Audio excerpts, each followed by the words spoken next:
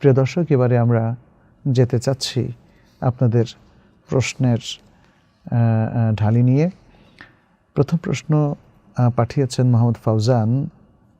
তিনি বলেছেন, স্যার, আমার কিশোর মন স্থির থাকে না, কোনো কাজে স্থায়ী হতে পারি না, কোনো সিদ্ধান্ত নিয়ে কাজ করলে সেটা বেশিক্ষণ স্থায়ী হয় না, আমার জন্য কি নাসিহা দিবেন?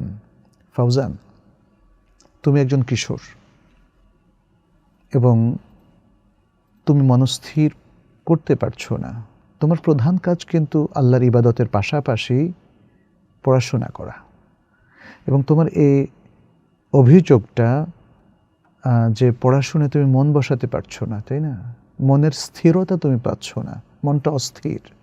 হয়তো তুমি ঘোরাফেরা করছো, পড়ার জন্য যে আগ্রহ পোষণ করা দরকার সেটা আসছে না, বা পড়তে বসলেও তুমি মনস্থির করতে পারছো না, মনোসংযোগ করতে পারছো না, ফলে পড়াটা কিন্তু তৈরি করতে পারছো না। এবং তুমি এটাকে যে পড়ার সাথেই রিলেট করছো তা না, মনে হচ্ছে তোমার ইবাদতের মধ্যে একই অবস্থা। তুমি সালাতে দাঁড়ালে মনোসংযোগ হচ্ছে না, মনটা অস্থির অস্থির লাগছে, যে কোনো কাজেই তুমি সেটা হতে পারছো না। এখন আমরা কি নাসিহা করতে পারি, তাই না? এর জন্য প্রথম নাসিহা হচ্ছে, তুমি আল্লাহর কাছেই ফিরে আসবে, আল্লাহর আশ্রয় নেবে এবং আল্লাহর উপর তাওয়াক্কুল বাড়িয়ে দেবে, আল্লাহকে আঁকড়ে ধরবে।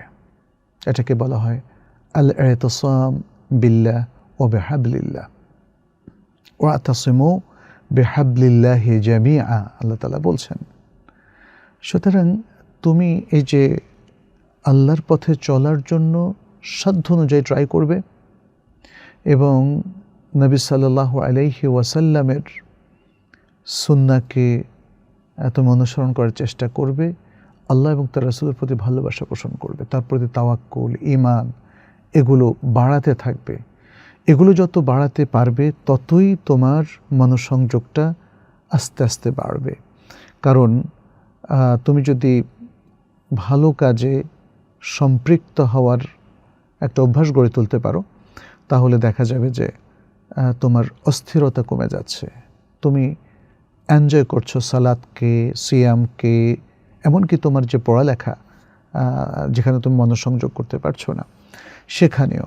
এই জন্যে আমরা বলবো, প্রথম হচ্ছে আল্লাহর সাথে নিজেকে সম্পৃক্ত করা, রাসূল সাল্লাল্লাহু আলাইহি ওয়াসাল্লামের উম্মত হিসাবে তার অনুসরণ করা। এবং আমরা এরপরে বলবো যে খুব আবেগপ্রবণ না হওয়া, বরং আবেগকে কন্ট্রোল করা। অনেক আবেগ নিয়ে কিছু শুরু করলাম, তারপরে ধপাস করে হতাশ হয়ে গেলাম, এটা যেন না হয়।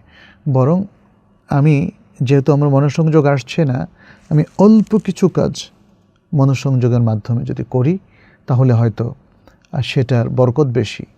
এমনিতেও আয়েশা রাদিয়াল্লাহু তাআলার হাদিস থেকে দেখা যায় যে রাসূল সাল্লাল্লাহু আলাইহি সাল্লাম একসাথে অনেক কাজ করে পরে ছেড়ে দিতেন, এ অভ্যাস তার ছিল না। তিনি কাজ অল্প করলেও এটাকে দীর্ঘদিন ধরে করতেন, দীর্ঘস্থায়ী করতেন, এবং এটাকে অন্য ভাষায় আমরা বলতে পারি ইস্তেকামা। ইস্তেকামাতের পথে চললে তখনই অস্থিরতাটা কমে যায়। আর ইস্তেকামাতের জন্য আমরা বললাম ঈমান, তাকওয়া, তাওয়াক্কুল, আল্লাহর ভয় এবং আল্লাহ এবং রাসূল সাল্লাল্লাহু আলাইহি ওয়াসাল্লামের প্রতি মাহাব্বা, দায়িত্বশীলতা এবং কাজগুলো কন্টিনিউয়াসলি করার একটা স্পৃহা তৈরি করা, এগুলো খুব জরুরি। এখানে কিছু রেকমেন্ডেশন আমরা দিতে পারি। 1 নম্বর, আল্লাহর দিকে আশ্রয় নেওয়া এবং বেশি বেশি ফিরে আসা, যাতে আল্লাহর কাছ থেকে তৌফিক প্রাপ্ত হওয়া যায়। দ্বিতীয় হচ্ছে আল্লাহর কাছে দোয়া করা, আল্লাহর কাছে দোয়া করা যে আল্লাহ তুমি আমাকে অস্থিরতা থেকে মুক্ত করো। তৃতীয় হচ্ছে আল্লাহর প্রতি তাওয়াক্কুল বাড়ানো, আল্লাহর প্রতি তাওয়াক্কুল বাড়ানো। চতুর্থ হচ্ছে জীবনের হাদাফ এবং লক্ষ্য উদ্দেশ্য এগুলো স্থির করা। লক্ষ্য উদ্দেশ্য যদি কারো স্থির হয়, খুব ক্লিয়ার থাকে, তখন কিন্তু সে লক্ষ্যপানে সে হাঁটতে পারে, সে চলতে পারে, সে দৌড়াতে পারে। কিন্তু লক্ষ্য যাদের এখনও স্থির হয়নি তাদের মধ্যে অস্থিরতাই বেশি কাজ করবে, এটা স্বাভাবিক। পঞ্চম হচ্ছে ডিসিপ্লিন মেনটেন করা, শৃঙ্খলার সাথে চলা এবং যে কোনো অপ্রয়োজনীয় কাজ বা উল্টাপাল্লা কাজ থেকে নিজেকে মুক্ত রাখা। ষষ্ঠ হচ্ছে পড়াশোনার জন্য কিংবা ইবাদতের জন্য একটা সুন্দর রুটিন করা, অ্যাপ্রোপ্রিয়েট টাইমে অ্যাপ্রোপ্রিয়েট কাজটা করা।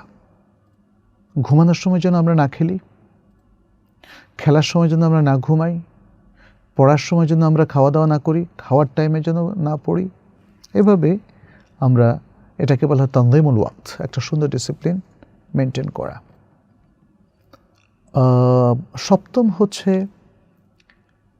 পৃথিবীর মহান মহান ব্যক্তিদের, যাদের পূর্বভাগে আছে আমাদের প্রিয় রাসূল সাল্লাল্লাহু আলাইহি ওয়াসাল্লাম এবং সাহাবায়ে কেরাম, এরকম আরও যারা আছেন পৃথিবীর ইতিহাসে মহান ব্যক্তি, আল্লাহর প্রিয় ব্যক্তি, নৈকট্যপ্রাপ্ত ব্যক্তি, তাদের সিরাত অধ্যয়ন করা এবং যারা প্রতিশ্রুতিশীল, যারা সৃজনশীল, যারা ইতিহাসে অনেক সুন্দর সুন্দর কিছু বলে, লিখে বা আবিষ্কার করে বিখ্যাত হয়েছেন, তাদের সিরাত এবং জীবনী পড়া, যাতে করে তাদের মতো হওয়ার একটা প্রবল স্পৃহা আমাদের মধ্যে তৈরি হয়।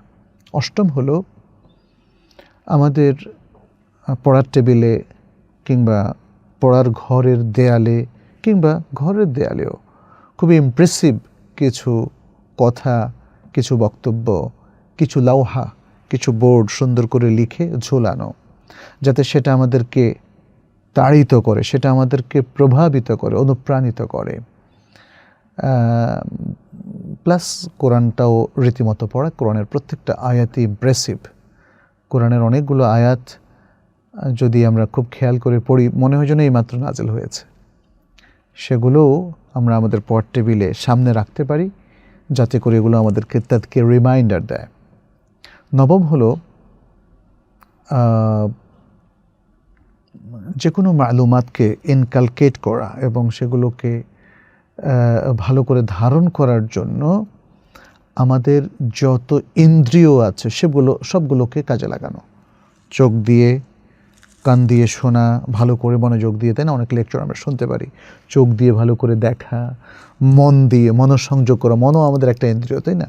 মনোসংযোগটাকে করা, তারপরে মানে ইন্দ্রিয়ের ব্যবহার এই তথ্য ভাণ্ডারকে সমৃদ্ধ করার জন্য বা পড়াশোনাকে রপ্ত করার জন্য। দশম হলো মডার্ন যে টেকনোলজি আছে সেগুলোকে আমরা কাজে লাগাতে পারি নানানভাবে। আমি সেই আলোচনার যাচ্ছি না। একাদশতম হলো যাতে করে আমাদের এই যে অস্থিরতা দূর হয়ে যায়, আরও যে সমস্ত নেগেটিভ জিনিসগুলো, সমস্যাগুলো আছে সেগুলো আল্লাহ দূর করে দেন। এই জন্য কিছু ভালো কাজ করা, যেমন পিতামাতার সাথে সুন্দর ব্যবহার করা, তাদের আনুগত্য করা এবং আত্মীয় স্বজনের, বিশেষ করে নিকটতম আত্মীয় স্বজনের সাথে সম্পর্ক রক্ষা করা, তাদের পাশে দাঁড়ানো এবং যারা দুস্থ, অভাবী, মহতাজ ব্যক্তি, তাদেরকে সাহায্য সহযোগিতা করা, যাতে তাদের হাজাত পূরণ করলে আল্লাহ আমাদের হাজাতকে পূরণ করেন। এবং এরপর আরেকটি আমরা বলতে পারি, যারা বিশেষজ্ঞ ওলামায়ে কেরাম রয়েছেন তাদের সাথে সম্পর্ক রাখা, তাদের কথা শোনা এবং তাদেরকে এহতেরাম করা, তাদেরকে কখনো অপমান না করা, তাদের বিরুদ্ধে কোনো অপমানজনক কথা না বলা, এমনকি যদি তারা ভুলও করে থাকেন। আর সর্বশেষ বলবো, নিজেকে উম্মার জন্য প্রস্তুত করার একটা আশা, একটা আকাঙ্ক্ষা লালন করা, যে আমি যত ক্ষুদ্রই হই না কেন, আমি মুসলিম উম্মার জন্য, আমি মানুষের জন্য কাজ করব, মানুষের কল্যাণের জন্য কাজ করব। তাহলে আমাকে দক্ষতা অর্জন করতে হবে, আমাকে আল্লাহর জন্য ইখলাস নির্ধারণ করতে হবে, অর্জন করতে হবে এবং ইখলাস এবং দক্ষতা এ দুটো সম্মিলনে আমি দেশ, জাতি এবং মুসলিম উম্মার জন্য কাজ করতে পারবো। তাহলে এভাবে যদি আমরা নিজেকে প্রস্তুত করি, তাহলে আশা করি যে আমাদের মনোযোগ বৃদ্ধি পাবে এবং একটা সিরিয়াস স্টুডেন্ট হিসাবে এবং একজন মুসলিম হিসাবে আমরা নিজেদেরকে গড়ে তুলতে পারবো। সাদিয়া জাহান।